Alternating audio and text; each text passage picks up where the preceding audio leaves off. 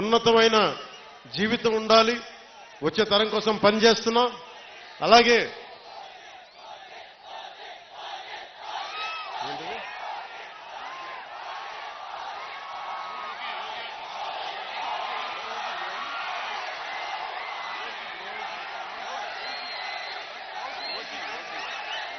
OGF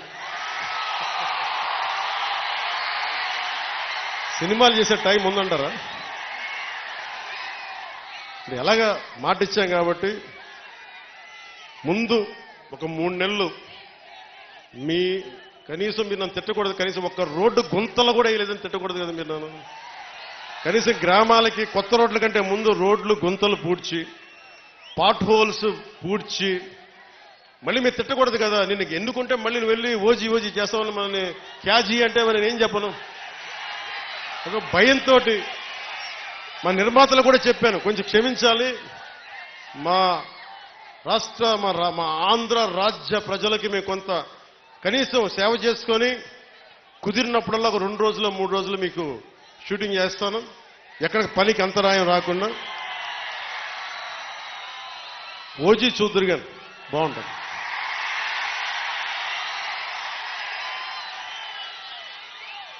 అలాగే మీరు చెప్తున్నారు, దయచేసి మీరు మనం గెలిచాం కదా అని చెప్పి గత ప్రభుత్వ నాయకుల్ని కానీ వారి కార్యకర్తల్ని కానీ దయచేసి దాడులు కానీ ఇవన్నీ చేయకండి, వారిని హింసించకండి, కనీసం సోషల్ మీడియాలో పోస్టులు కూడా పెట్టకండి. వాళ్ళు చేసిన తప్పు మనం చేయదు ఎవరిని. ఎందుకంటే మరీ చట్టాలని అధిగమించి కొంతమంది చేసి ఉండొచ్చు, అది పెద్దలు పివి నరసింహారావు గారు చేసినట్టుగా చట్టం తన పని చేసుకుపోతుంది.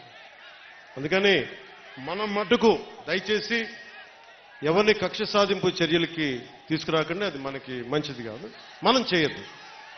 అందుకని మీ అందరికీ సర్వం ఇప్పుడు సుఖం కలగాలి, మీరందరూ క్షేమంగా ఇంటికి వెళ్ళాలి. నాకంటే వయసులో ఉన్న మీ ఇంట్లో ఉన్న పెద్దలందరికీ నా పాదాభివందనాలు తెలియజేయండి. మా జనసేన నాయకులందరికీ పేరు పేరున ధన్యవాదాలు తెలుపుకుంటూ, ప్రత్యేకించి వర్మ గారికి 2 చేతులెత్తి నా కృతజ్ఞతలు తెలుపుకుంటూ, మా కృష్ణరాజు గారికి కృతజ్ఞతలు తెలుపుకుంటూ, మర్రెడ్డి శ్రీనివాస్ గారికి నా కృతజ్ఞతలు తెలుపుకుంటూ, వారిని ఒకటే అడిగాను, నేను అందరినీ ముఖ్యంగా జన సైనికుల్ని కలుస్తాను, వీర మహిళల్ని కలుస్తాను, నాకు ఆఫీస్ ప్రాంగణం పెద్దయ్యే వరకు కొద్ది రోజులు వెయిట్ చేయండి, నేను మిమ్మల్ని అందరినీ కలిసి మిమ్మల్ని అభినందించి మీకు థ్యాంక్స్ చెప్పుకునే బాధ్యత, మీతో కలిసి భోజనం చేసే బాధ్యత నేను తీసుకుంటాను. అలాగే మా disciplinary committee chairman Shri Ajay గారికి, రాష్ట్ర నలుమూలల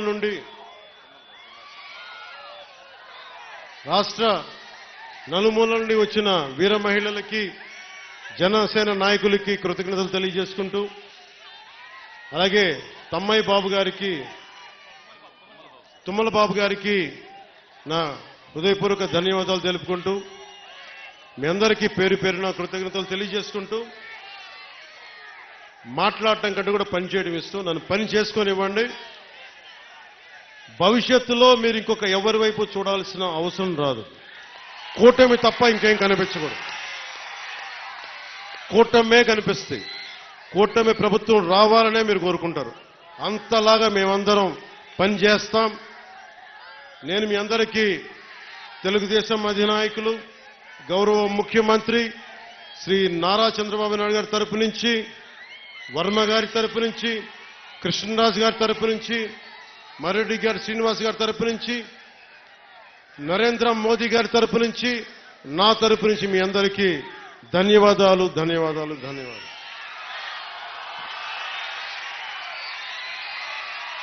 జై టీడీపీ, జై బీజేపీ, జై జనసేన, జై హింద్. జాగో జనతరంగమే, యువతకు నేస్తాం, భవితకు నేస్తాం, విద్యార్థులు నేస్తాం, ఉద్యోగులు నేస్తాం, నిరుద్యోగులకు, కార్మిక నేస్తాం, రైతన్నకు నేస్తాం, వ్యాపారుల నేస్తాం, దివ్యాంగుల నేస్తాం, వృద్ధుల నేస్తాం,